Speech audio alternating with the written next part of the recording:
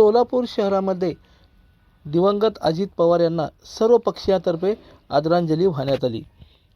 राज्याचे उपमुख्यमंत्री अजित पवार हे नेहमी शेतकरी, शेतमजूर, कामगार, वंचितांचे प्रश्न सोडवण्यासाठी अहोरात्र झटत होते। त्यांच्या विकास कामांचा आवाका मोठा होता। सर्वसामान्यांच्या प्रश्नाची त्यांना जाण होती। त्यांनी दिलेल्या योगदानामुळेच आज महाराष्ट्र प्रगतीपथावर पोहोचला आहे। त्यांच्या जाण्याने महाराष्ट्राचे कधीही भरून न येणारे नुकसान झाले आहे, अशा शोकाकुल भावना व्यक्त करत शहरातील सर्व पक्षीय नेते, साहित्यिक आणि उद्योजक यांनी अजित पवार यांना आदरांजली वाहिली। दरम्यान दिवंगत उपमुख्यमंत्री अजित पवार यांच्या अस्थिकलश आज सोलापुरामध्ये दर्शनासाठी येणार आहे। राष्ट्रवादी भवन येथे दुपारी 4 ते सायंकाळी 7 वाजेपर्यंत अस्थिकलशाचे दर्शन घेता येणार आहे।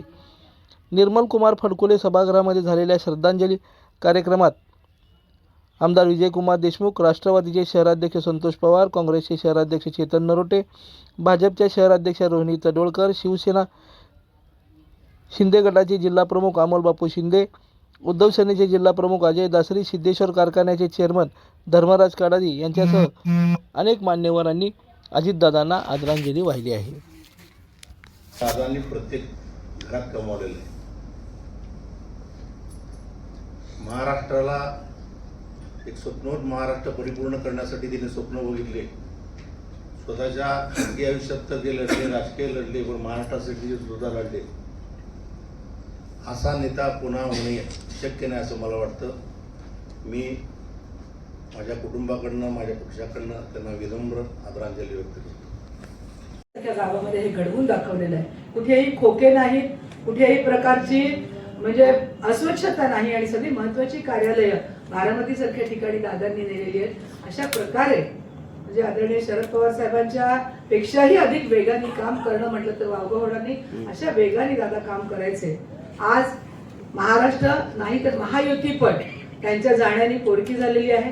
माननीय मुख्यमंत्री देवेंद्र भाऊ यांचा उजवा हात असलेले अजितदादा आज त्यांचा उजवा हात निखळलाय असं म्हटलं तर वावगं होणार नाही।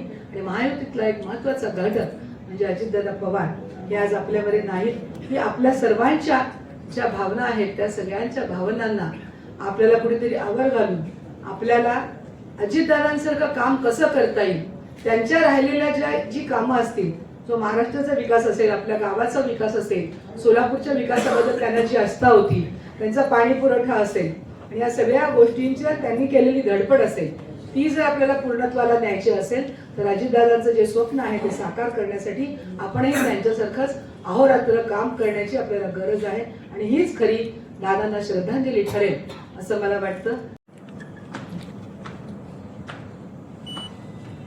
मी फार काळ कमी त्याच्यावर राहिलो। जी इज्जत त्या माणसाने मला दिलेली आहे वडीच्या हॉलमध्ये, मला जगात कोणी दिलं नसेल एवढी मोठी इज्जत त्या माणसाने दिलेली आहे। काही आता सांगत होता की मोबाईल बंद करा। सुहास जाधव आणि मी त्या हॉलमध्ये गेलो, पिन ड्रॉप झाली स्वतः दादा आणि उमेश पाटीलने त्याला सांगितलं होतं की सुधीर बाहेर थांबलेले आहेत। मला श्वास कदमनी हातात धरून गेट उभं केलं आणि दादा म्हणाले की आता सोलापूरची महानगरपालिका लढायची तर असेलच, आपण जुन्या लोकांना घेऊन एकत्र काम करायचं आहे आणि ज्यांना गाढ अनुभव आहे त्यांचा आपण अनुभव घेऊन त्याच्यावर राहायचं काम करायचं आहे। तो असा एक नेता आपल्याकडे येतोय आणि तो दरवाजा उघडा केला आणि मला हात बोलवलं। I was surprise that day. मला इतकं वाईट वाटलं की आज दादा करत नाही, त्यांनी माझी फार मोठी इज्जत केली आहे। मी जिंदगीभर ह्या माणसाचा मी उपकार म्हणजे विसरू शकत नाही। बाकीच्या अनेक गोष्टी आहेत, मात्र सुरेंद्रताईंनी ज्या डेअरिंगनी काल मुख्यमंत्रीपद धरलंय तर आपण सगळ्यांनी त्यांच्या पाठीशी दादाच्या मागे कसे राहिलो असं आपण राहू, एवढंच मी आजच्या दिवशी शब्दांनी वाहतो। जय हिंद, जय महाराष्ट्र, जय राष्ट्रवादी। 4 दिवसाखाली जे निधन झालं त्यानंतर जो महाराष्ट्र उरका झालाय, प्रत्येक महाराष्ट्रातल्या व्यक्तीला असं वाटतं की माझ्या घरातलं कुणीतरी निधन पावलंय, अशा भावना प्रत्येक राजकारण विरहित लोकांच्या पण आहेत। अजितदादांबद्दल प्रत्येकाने आता त्यांचा अनुभव सांगितला आहे, त्यांनी त्यांच्यासोबत केलेलं काम सांगितलंय. पण खऱ्या अर्थानं महाराष्ट्रातल्या अनेक पिढ्यांचं नुकसान अजितदादांच्या जाण्याने झालेलं आहे. कारण इतका दूरदृष्टी असलेला आणि सगळ्याला हवा असलेला आणि सगळ्यांचा विचार करून राजकारणात निर्णय घेणारे अजितदादा. खरं तर महाराष्ट्रात बऱ्याच नेत्यांसोबत जवळून भेटण्याची संधी मिळाली, त्यांच्यासोबत कामही करता आलं. पण असा एक नेता होता की त्यांना आदरयुक्त भीती असलेला नेता जर कोण असेल तर अजितदादा होते. कारण तुम्ही सगळ्यांनी त्यांच्यासोबत काम केलंय. सगळ्या नेत्याला गोल गोल बोललं तर चालत होतं, पण अजितदादांपाशी असा कोणताही शब्द बोलला तर ते दादा लगेच चटकन पकडून घ्यायचे की तुझ्या ताकदीपेक्षा तू जास्त बोलतोय. ही क्षमता असलेला आणि असा नेता महाराष्ट्रात अजितदादा होते हे सगळ्यांना माहीत आहे. बारामतीला त्या दिवशी घटना घडली आणि संतोष भाऊंबरोबर मी पण गेलो. मी याआधी बारामतीला कधी गेलो नव्हतो, पण जेव्हा पहिल्यांदा दादांच्या बारामतीला बघण्याचा योग आला ते दादा ज्या दिवशी गेले त्याच वेळेस खरंच बारामतीचं त्या दिवशी जिथं दादांचं हॉस्पिटलला नेलं होतं ते हॉस्पिटल जर पाहिलं, मेडिकल कॉलेज, अशी सोलापूर नाही महाराष्ट्रात अन्य कुठं ठिकाणी अशी एवढी छान बिल्डिंग आहे का नाही, एवढं प्रसन्न करणं की आपण बाहेर देशात आहोत का काय अशा भावना होत्या ते पूर्ण बारामतीत फिरत असताना. आणि जर एक व्यक्ती एखादं शहर असं करू शकत असतील तर तुम्हाला माहिती आहे की दादांमुळं आपल्या पिढींचं खूप मोठं नुकसान झालेलं आहे.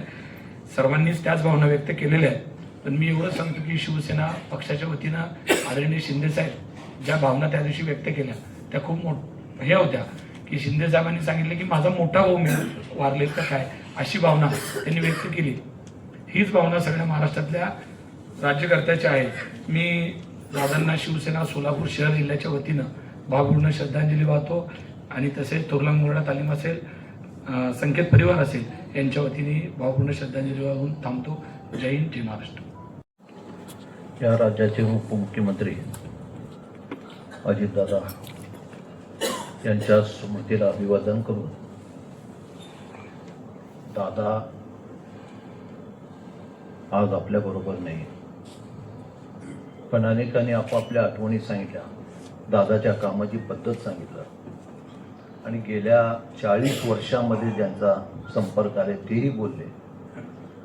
प्रत्येकाला असं वाटतं की दादा हा आपल्या घरातलाच एक व्यक्ती आहे. आपल्या सुखादुखामध्ये प्रत्येकाच्या घरातल्या सुखादुखामध्ये समाविष्ट झालेला व्यक्ती आहे. ज्यांना मी गेल्या 21 वर्ष झाले विधानसभेमध्ये काम करत असताना त्यांच्या कामाची पद्धत सत्तेवर असो किंवा विरोधात असो दोन्ही वेळा बघितलंय. विधानसभेमधले त्यांची भाषणं आणि विरोधात असताना ज्या धडाडीनं त्यांनी काम करत होते, एक प्रकारचं दादा म्हणजे फार वेगळंच व्यक्तिमत्व, असं एक प्रकारचं व्यक्तिमत्व, सगळ्याला हवा असणारा. दादाकडं कोणी काम घेऊन गेलं रिकाम्या हाताने परत आलं असं कधी घडलं नाही. प्रत्येकाचे कामाची सोडवणूक करण्याची ताकद या माणसाच्या हातात असते. त्याच्या पाठीमागं प्रत्येक कार्यकर्ता लागत असतो. आज महाराष्ट्रातल्या अनेक घरं पोरके झाले, अनेक मुलांना वाटते, अनेक मायमाऊलींना वाटते की माझा दादा गेला. दादाचं व्यक्तिमत्वच तसं होतं की या महाराष्ट्रातल्या आपण विकास करावं. केवळ बारामती नव्हे, पुणे नव्हे किंवा पिंपरी चिंचवड नव्हे, तर महाराष्ट्रातला ग्रामीण भागाचा विकास व्हावा, महाराष्ट्रातला सर्वसामान्य शेतकऱ्यांचा विकास व्हावा. अनेक सहकार चळवळीतनं मोठमोठे कारखाने काढले, अनेक उद्योगधंदे उभे केले आणि महाराष्ट्राला प्रगतीकडे घेऊन गेले.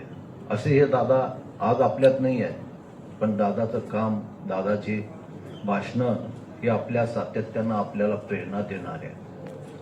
मी सातत्यानं आपल्या अध्यक्षांना पवारसाहेबांनाही म्हणलो होतो की दादाचं भाषण एक प्रकारचं वेगळंच असणार की सर्वसामान्य माणसाने त्यांना समोर बसून हाक मारली तरी त्याला उत्तर देण्याचं ज्याच्यामध्ये बळ होतं, असं हे दादा. आणि मी गाडीतनं जात असताना येत असताना कधी त्यांचं क्लिप असू द्या किंवा त्यांचे भाषणं सातत्यानं ऐकू वाटणार असं, आणि त्याच्यात एक प्रेरणा माणसाला मिळत होते, एक ऊर्जा मिळत होतं. असे दादा आज आपल्यात नाही आहेत, पण दादाची स्मृती तुमच्या आमच्या आयुष्यभर आपल्या मनामध्ये राहणार आहेत. आज त्यांना भावपूर्ण श्रद्धांजली वाहतो. लाईक करा, कमेंट करा आणि हो सबस्क्राईब करायला विसरू नका.